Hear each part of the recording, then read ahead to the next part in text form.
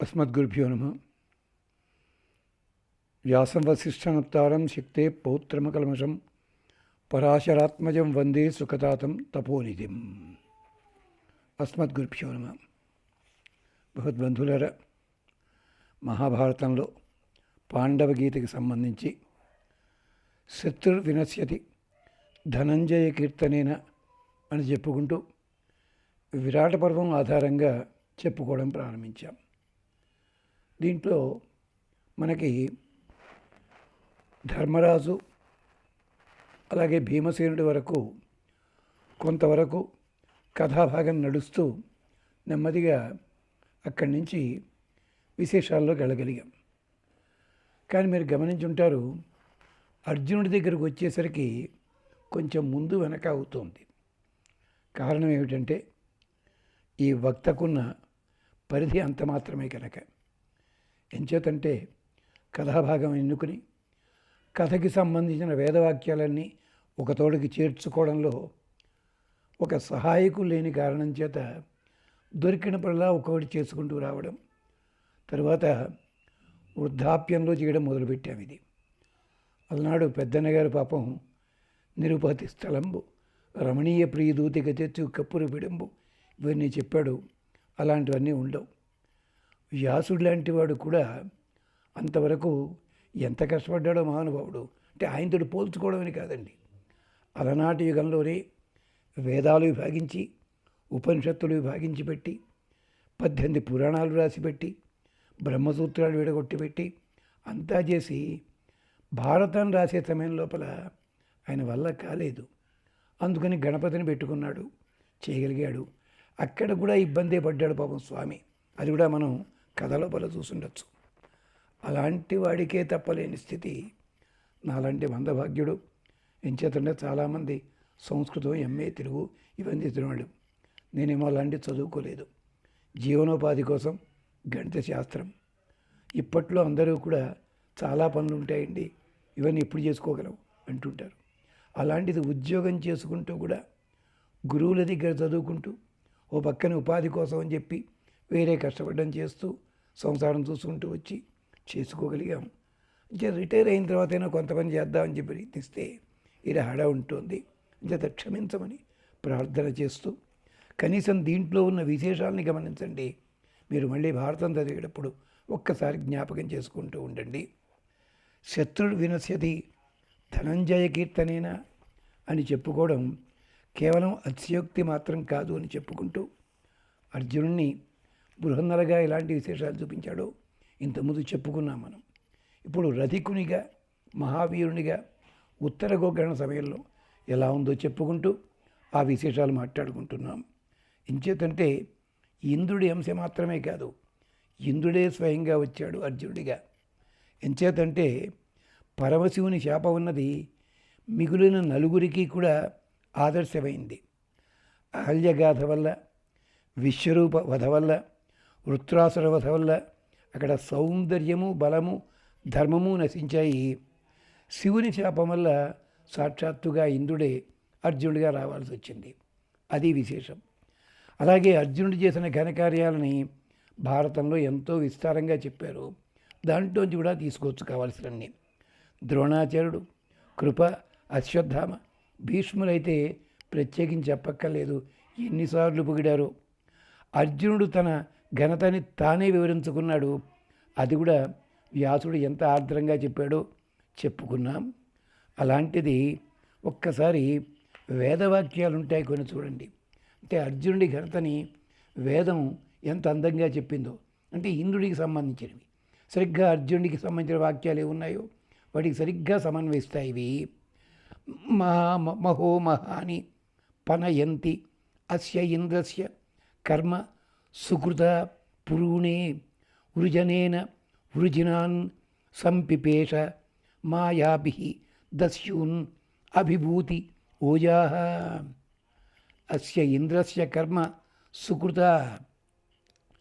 ధర్మము కొరకైన కర్మలు ఏమున్నాయో ఈ పనులన్నీ కూడా ఎక్స్పెడిషన్స్ అంటారు మన వాళ్ళు.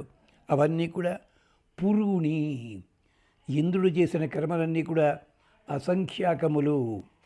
మహాని చాలా గొప్పవి. మహః పనయంతి, మహాత్ములైన వాళ్ళు వీటన్నిటిని కూడా గొప్పగా శ్లాఘిస్తారు. అది అర్జునుడి విషయంలో మనం చూడవచ్చు చాలాగా. అలాగే మాయాభి అభిభూతి ఓజాహ, మాయలతో కాదు, బుద్ధి బలంతో, దేహబలంతో, ఇంద్రియ బలంతో, జయించగలిగిన బలంతో వృజనాన్ దస్యూన్, పాపకర్మలు కలిగిన సాహసికులైన వీరులని దుర్మార్గులని వృజనేన సంపిపేష, వాళ్ళకి బుద్ధి చెప్పి వాళ్ళని వధించి వాళ్ళు చేసిన పాపాల నుంచి పిండి పిండి చేసి బయటికి తీసివేశాడు. అంతేకాదు, ఇది అధర్వణ వేదంలో చెప్పిన మంత్రం. ఇలాంటిదే ఇంకోటి అధర్వణ వేదంలో మరో విశేషం తెలుసా? యుధా ఇంద్ర మహ్న వరివ చకార దేవేభ్య సత్పతి చర్షణి ప్రాహ. ఇది సగమే సూక్తాన్ని తీసుకుంటున్నాం. ఆ ఇంద్రుడు సత్పతి, సత్పురుషులందరినీ కూడా సక్రమంగా పరిపాలించే మహానుభావుడు ఆయన. చర్షణి ప్రాహ, మానవుల మనోరథాలన్నీ కూడా తీర్చే మహానుభావుడు. యదా మహ్న, తన గొప్పదనం చేత మహిమ చేత యుద్ధాలలో దేవేభ్య, దేవతలైన వారికి ఆశ్రయించిన వారికి వరివ చకార, గొప్పదైన సంపదలన్నీ ఇస్తుంటాడు ఆ మహానుభావుడు. అర్జునుడు కూడా అలాగే ధనంజయుడు ధనాన్ని సంపాదించాడు. ఎవరి కోసం సంపాదించాడో వాళ్ళకే అప్పచెప్పాడు. యుద్ధమే అవసరమైన చోట మాత్రం ముందు వెనక చూడడు, శత్రువధ చేసి తీరుతాడు. ఇంద్ర తుజ బర్హణ ఆవివేశ నృవత్ దధాన నర్య పురుణి, నరుల వలనే అవసరమైతేనే బాధించే శత్రుసేనల్లోకి దూసుకుని వెడతాడు. మాయాభి దస్యూన్ అభిభూతి ఓజాహ, తన బలము చేత అలాంటి వాళ్ళందరినీ కూడా నశింపజేస్తాడు. సత్రాసాహం వరేణ్యం మహోనాం సంవాంసం, అంచెవరైతే సత్యనిష్ఠులు, యోగులు, దానశీలులు ఉంటారో ఉత్తములైన వాళ్ళు, వాళ్ళ కోసం అన్ని ఫలాలు ఇస్తాడు. అర్జునుడు కూడా అదే చేశాడు చాలా చోట్ల.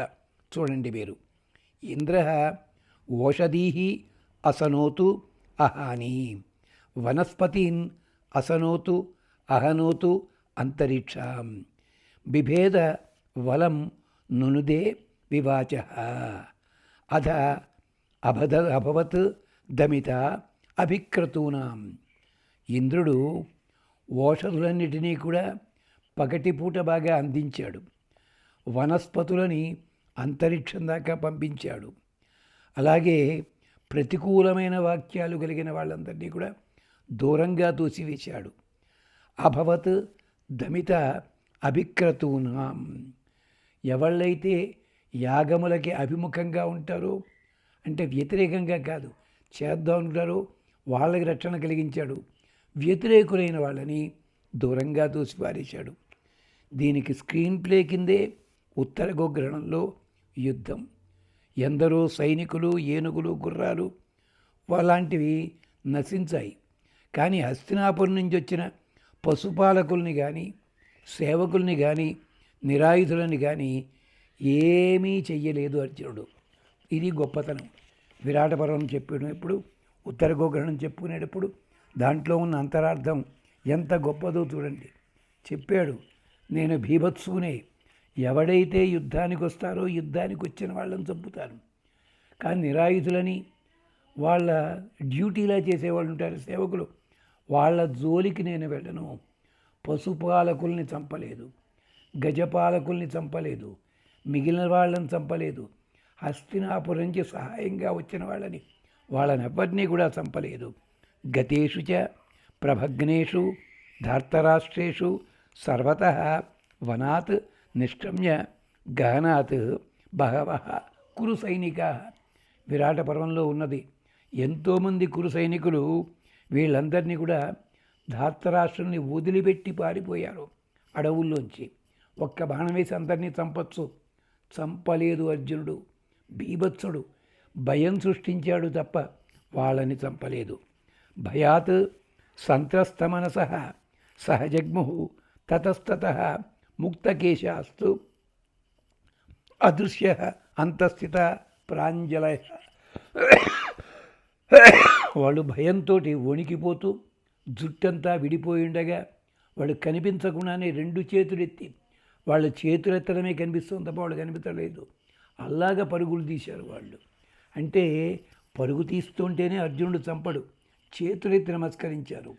వాళ్ళకి రక్షణగా తమ అస్త్రములను ప్రయోగించాడు ఆయన. అది క్షుత్పిపాస పరిశ్రాంత విదేశస్థ విచేతస. వాళ్ళందరూ ఆకళ్ళతోటి చచ్చిపోతున్నారు. వాళ్ళు పరిశ్రాంత విచేతస, అంతేకాదు విదేశస్థ. కౌరవులందరూ కూడా, మిగిలిన వాళ్ళు కూడా ఈ ఒక్క 6 యోధులు తప్ప తమ తమ పరివారాలతోటి పారిపోయారు. మిగిలిన వాళ్ళ సంగతి ఎవరికి పట్టించుకోలేదు. అంటే ఘోరమైన అడవిలో చెల్లాచెదరైపోయి భయంతో వణుకుతూ బట్టలు చిరిగిపోయి జుట్లు చిక్కులు పడి ఆకలి దప్పులతోటి అలసతోటి మతులు తప్పిన దేశం తప్ప దేశం కాని దేశంలో ఉండి యాతనపడి అర్జునుడి ముందు నిలిచారు. వాళ్ళు దండయాత్రకి వచ్చింది గ్రీష్మ ఋతువులో. మన వాళ్ళంతా శరదృతులు ఆశ్వయుజ మాసంలో ఉంటారు. కాదు, వాళ్ళు వచ్చింది గ్రీష్మ ఋతువు, మాఘమాసం శుక్లపక్షం. అది దానికి ఉంది. మా పుట్టపర్తి నారాయణాచార్యుల వారు అలాంటి వాళ్ళందరూ కూడా వ్యాసాలు రాశారు. మనకు అక్కర్లే, ఎంతసేపు శరదృతువు విజయదశమి అదొక్కటే గుర్తు. అది ప్రాంతం తెలియదు, ఆహారం దొరకదు. అదేశిగా మహారణ్యే గ్రీష్మే శత్రువశంగత. ఇది సాక్షాత్తుగా కర్ణుడు చెప్పిన మాట దుర్యోధనుడితోటి. పండితులు ఎందుకు పట్టించుకోరో వాళ్ళకే తెలవాలి. అర్జునుడు ఆ సైనికులతో పలికిన పలుకులున్నాయి. ఎలాంటివి? అతడు బీభత్సుడు అన్నదానికి ఉత్తరుడికి తన పేర్లు చెప్తూ బీభత్స శబ్దాన్ని గురించి చెప్తాడు. న కుర్యాం కర్మ బీభత్సం యుద్ధమాన కదంచన. నేను యుద్ధంలో ఉన్నప్పుడు బీభత్సమైన పని ఏదీ చెయ్యను. యుద్ధంలో జయిస్తాను, గెలుస్తాను. తేన దేవమనుష్యేషు బీభత్సు ఇది విశ్రుత. యుద్ధం చేస్తుండగా యాదృచ్ఛికముగా కూడా చెయ్యకూడని బీభత్సమైన పని చెయ్యని వాడిని బీభత్సుడని చెప్పి దేవమనుష్య లోకాల్లో ప్రసిద్ధి ఉంది. నేను అలాంటి వాడిని. వాళ్ళని బెదరగొడతాను తప్ప వాళ్ళని చంపను, ఏది చెయ్యను. అంతేకాదు అనాథాన్ దుఃఖితాన్ దీనాన్ కృశాన్ వృద్ధాన్ పరాజితాన్ న్యస్త్రశస్త్రాన్ నిరాశాంశ్చ నాహం హర్మి కృతాంజలిని. ఈ మాటలన్నీ మనకి తెలుసున్నదే. ఎక్కడ కూడా అలాంటి వాళ్ళని నేను చంపను. స్వస్తి వ్రజతవో భద్రం నభేతవ్యం కదాచన. వాళ్ళందరికీ చెప్పాడు సింహగర్జనతోటి, భయపడకండి, జాగ్రత్తగా వెళ్ళండి. నాహం ఆర్తాం జిఘాంసామి భృశం ఆశ్వాసయామివ. మీకందరికీ కూడా ఆశ్వాసాన్ని కలిగిస్తాను తప్ప మిమ్మల్ని చంపను. మీరు భయపడకండి, ధైర్యంగా వెళ్ళండి. పారిపోనక్కర్లేదు, వెనుతిరిగి వెళ్ళిపోండి. పారిపోవడం ఎప్పుడు? దూరం పారిపోతుండే కొడతాడేమో అన్న భయం కొద్దీ పారిపోతారు. అలా అక్కర్లేదు. అర్జునుడి బాణాలు ఒక్కటి కూడా వృధా కాలేదు. అతని మనసుని అనుసరించే వెళ్ళాయి. అవసరమైతే గాయపరిచాయి. సందర్భాన్ని బట్టి గురువులని పెద్దల్ని గౌరవించాయి. ద్రోణాచార్యుల వారు అశ్వత్థామ ఇలాంటి వాళ్ళకి బాణాలు విసిరాడు. ఎలాగా? అశ్వత్థామ మా గురువుగారు అబ్బాయి, నాకు శిష్యుడు లాంటివాడే, నాకు గురువు లాంటివాడే, చెప్పుకున్నాడు, నా స్నేహితుడు అన్నాడు. భీష్మాచార్యుల వారు, ద్రోణ, కృప వీళ్ళందరికీ కూడా నమస్కారం చేశాడు మహానుభావుడు. అంచేతనే అధర్ణ వేదం చెప్తుంది, అర్జునుడి సంకల్పము ప్రార్థనకి తగినట్టుగా ఉంటుంది. అవసృష్ట పరాపత శరవ్యే బ్రహ్మ సంసితే జయ అమిత్రాన్ ప్రపద్యస్వజఖ్యేషాం వరం వరం మాం ఈషాం మోచి కశ్చన. బాణమా, శత్రువుని మీద పడువు చీల్చివెయ్యి. నిన్ను అభిమంత్రించాను, మిత్రుడు కాని వారినే జయించు. యుద్ధానికి వచ్చిన వాడిని సైన్యంలోకి వెళ్ళు, చంపు. ఏ ఒక్క వీరుడు నీ గురి తప్పకూడదు. మంచివాడు తప్పకూడదు, చెడ్డవాడు తప్పకూడదు. ఉత్తరుడి ధైర్యం చెప్పిన మాటలు ఉన్నాయి. అది గ్రంథం చదవండి ఒకసారి. అక్కడ కూడా వేదమూలమే. న బహవః సమశకన్ నర్భకాః అభిదాదృశుః వేణోరంగా ఇవాభియత అసమృద్ధాః అగాయవః. ఉత్తర కుమార, వీళ్ళెవ్వళ్ళు మనని జయించలేరు ఎంతమంది వచ్చినా. ఎందుకో తెలుసా? శత్రువులు అధిక సంఖ్యాకులని కంగారు పడకు, మనని గెలవనేలేరు. అల్పసంఖ్యాకులైన మహావీరులు సైతము మనకి దుర్నిరీక్షణ అవుతాం. మన దగ్గరికి ఎవడు రాడు. కావాలి ఎందుకని? వెదురు పొదల చుట్టూ నేల మీది మొలకల్లాగా నశించిపోతారు. వెదురు పొదలు చాలా గొప్పవే, నిజమే. కింద మొలకలుంటాయి. మనం కూడా వెదురు పొదలు ఒకటో రెండో గెడలుంటాయి, మిగిలినవన్నీ ముళ్ళు బోళ్ళు అని ఉంటాయి. ఈ ముళ్ళు బతుకుతున్నాయా? లేదు కదా. మనం వెదురు గడల లాంటి వాళ్ళం, వాళ్ళంతా చుట్టుపక్కల ఉండే ముళ్ళ మొక్కలు లాంటి వాళ్ళు. తీసోదల బారే. అలాగే అర్జునుడు సమ్మోహనాస్త్రం ప్రయోగించాడు. ఇక్కడే అర్జునుడి పద్యాలు ఉన్నాయి. జెండాల వర్ణన అదొక ప్రత్యేకమైన ఘట్టం అండి. అది ఖగోళ శాస్త్రానికి సంబంధించి దుర్యోధనుడు, కర్ణుడు, ద్రోణుడు, భీష్ముడు, అశ్వత్థామ వాళ్ళు ఏ ఏ ముహూర్తాల్లో పుట్టారో, ఏ నక్షత్రాల్లో పుట్టారో, దానికి సంబంధించిన నక్షత్ర మండలంలో ఎలా ఉంటాయో నక్షత్రులు రాశులు అలా వాళ్ళ జెండాల మీద ఉన్నాయి. దాని మీద చాలా విస్తారమైన గాథ ఉంది. అది ఇప్పుడు మాట్లాడుకోవటం లేదు మనం. అది అప్పుడు అర్జునుడు సమ్మోహనాస్త్రం ప్రయోగించాడు. మరి ఈ అస్త్రం ముందే వేయచ్చు కదా? లేదు. ఎప్పుడూ కూడా ఏ అస్త్రం ఎప్పుడు ప్రయోగించాలో రాముడికి బాగా తెలుసును, మళ్ళీ అర్జునుడికి తెలుసును, పరమాత్మకి తెలుసును. అది విశేషం. అంటే గాంధీవధన్వ సమ్మోహనం శత్రుసహో అన్యదస్త్రం ప్రాదుశ్చకార ఇంద్రి అపారణీయం. అదనమాట. ఎప్పుడు ఎలా ప్రయోగించాలో అప్పుడే తెలుసును. శంఖం మోగించాడు, జాకర్షణం చేయించాడు, సరిగ్గా సమయానికి తగినట్టే. సమ్మోహనాస్త్రం గురించి అధర్వణవేదం చెప్తుంది. ఆదానేన సందాదేన అమిత్రాన్ ఆజ్యామసి అపానాయేచ ఏషాం ప్రాణా అసూన్ సమచ్చిదన్. ఈ శత్రువులని ఆదాన సమ్మానాదులతోటి బంధిస్తున్నాను. అంటే విల్లు ఎక్కుపెట్టడం, అస్త్రాన్ని సంధించడం, పట్టుకోవడంతో వాళ్ళని నేను పట్టుకుంటున్నాను. శత్రువుల అంతర్ముఖాలైన ప్రాణవాయువులు ఉంటాయే అవి, బహిర్ముఖాలైన ప్రాణవాయువులు ఉంటాయే అవి, వాటిని ప్రాణంతో పూర్తిగా విచ్ఛిన్నం చేస్తున్నా. అంటే ఉంటాయి తప్ప చేయాల్సిన పని చేయవు, మోహపడిపోతారు. అంటే వాయు సంచారం ఆగిపోతుందని కాదు, వాయు సంచారం ఉంటుంది కానీ దానివల్ల వాళ్ళకి ఏ ప్రయోజనం ఉండాలో ఆ ప్రయోజనం ఉండదు. అదనమాట. వాయు సంచారం ఉంటుంది, వాసన తెలియట్లేదండి, ఊపిరి అందట్లేదండి, మరి ఊపిరి ఉంది కదా, ప్రాణం పోలేదు కదా. అది సమ్మోహనాస్త్రం అంటే. ఇదం ఆదానం అకరం తపసా ఇంద్రేణ సంసితం అమిత్రా ఏ అత్ర నహసంతి తాన్ అగ్నే ఆద్యాత్ త్వం. ఈ పాశయంత్రాన్ని, ఈ సమ్మోహన యంత్రాన్ని నియమ విశేషంతో ప్రయోగిస్తున్నాను. ఇది అభిచార కర్మ, బ్లాక్ మ్యాజిక్ అంటారు. అలా ప్రయోగిస్తున్నాను. ఇంద్రుడి వలన పదునెక్కిన యుద్ధంలో మా శత్రువులందరూ కూడా ఓ అగ్ని ఈ పాశ యంత్రము చేత బంధించబడుదురుగాక. ఎంచేతంటే ప్రేయసి ఒక చూపు, ఆ చూపుతో ఎంత అవుతుందండి? వాడి బుర్ర తిరిగిపోతుంది. మరి అదే చూపు తల్లి వంక చూస్తుంది, తండ్రి వంక వాడికి ఏం కావట్లేదే. అంటే చూపులో ఉండే మర్మము, ఆ మర్మాన్ని ఎలా ప్రయోగించాలో అది సమ్మోహనం. అంటే సమ్యక్ మోహనం. ఆయనాం జతాం ఇంద్రాగ్ని సోమ రాజా మేదినౌ ఇంద్రమరుత్వాన్ ఆదానం అమిత్రేభ్య కృణుతావ. మేమంతా కూడా అధర్వణవేదం చదివాం కదా అని బ్లాక్ మ్యాజిక్లు వచ్చేమో అనుకునేది కనుక ఎవరైనా ఫోన్ తీసుకుని ప్రయత్నించారు కనుక. లేదండి, విశేషాలు తెలుసుకున్నాం తప్ప సాధన చేసిన వాళ్ళం కాదు. ఇంద్రుడు మా ప్రయోగాన్ని అనుసరించి మత్తెక్కి శత్రువులని బంధించుగాక, మత్తెక్కిన శత్రువుల్ని మత్తెక్కి బంధించుగాక. మరుద్గణాలతో కూడిన ఇంద్రుడు శత్రువులని మమ్మల్ని బంధనరహితుల్ని చేయుగాక. అందుకే భీష్ముడొక్కడే తెలివిగా ఉన్నాడు.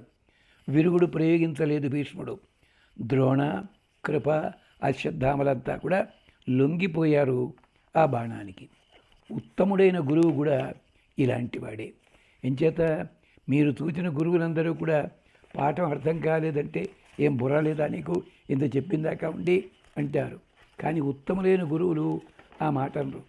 అర్థం కాలేదా ఏది మళ్ళీ ఓసారి చెప్పు, ఏది అర్థం కాలేదో అనగానే వీడికి అర్థమవుతుంది.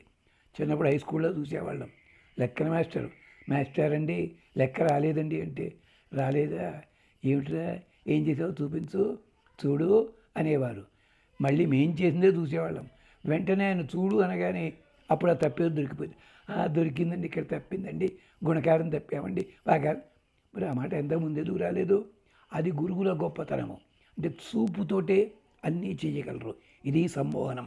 అంటే పరసైన సమ్మోహనానికి ఈ యంత్రం ఉపయోగిస్తారు, ఈ యాగం ఉపయోగిస్తారు. ఈ యాగంలో కొన్ని మంత్రాలు: అగ్ని శత్రూన్ నః ప్రచేతు విద్వాన్ ప్రతిదహన్ అభిశస్తిం అరాతిం. ఈ అగ్ని శత్రువులందరినీ కూడా దహించి వేయాలి. అంతేకాదు మా మీదకి వచ్చే వాళ్ళందరినీ కూడా చంపి పారేయాలి. ససేనాం మోహయతు పరేషాం నిర్హస్తాంశ్చ కృణవత్ జాతవేద. వాళ్ళందరి చేత కూడా హస్త వ్యాపార శూన్యుల్ని చేయాలి. చేతిలో ధనుస్సు ఉంటుంది, ప్రయోగించలేరు. అంటే ఏమీ తెలియని స్థితిలో వాళ్ళు పడిపోవాలి. ఇలాంటిది మనకి కూడా ఉంటుంది. డెస్పరేట్ మూడ్ అంటారు కదా, మన దగ్గర అన్నీ ఉంటాయి, చెయ్యలేం. అది సమ్మోహనం అంటే. మరిన్ని విశేషాలు మళ్ళీ మాట్లాడుకుందాం. అంతవరకు స్వస్తి.